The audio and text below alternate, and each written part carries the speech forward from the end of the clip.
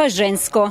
U premijernoj predstavi Bjelovarske kazališne kuće Čaruga gledat ćemo Ninu Violić, prvakinju Hrvatskog narodnog kazališta, a slobodno možemo reći i prvakinju Bjelovarskog kazališta. Izuzetno mi je bilo zanimljivo kad sam skužila da Ivica hoće raditi Čarugu i to u ovoj ekipi i to u stvari otvarajući. To su dvije stvari paralelno nam se tu događaju. To da radimo Čarugu u svima jasno Ivičinoj varijanti, što neće biti burleska ni lakardija, nego ćemo ići nekim drugim putevima, ćemo tražiti tu Kušanovu duhovitost i više smo se orijentirali u prvom trenutku na kriminalističku priču, pa onda se nadamo da će te duhovitosti izlaziti iz toga što je zanimljivo.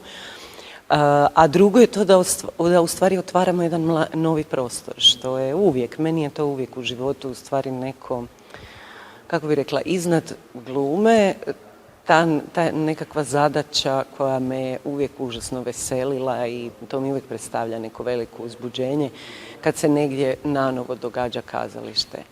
I mislim da ta publika i ti ljudi koji sad tu očekuju njihovu predstavu, da je i za njih to na neki način uzbuđenje. Tako da u stvari nije nam utabana staza, nije ono, ne znam, ja sam zaposlena u Hrvatskom narodnom kazalištu u Zagrebu i onda ti sad već znaš, tamo postoje pretplate, ljudi već znaju što će očekivati.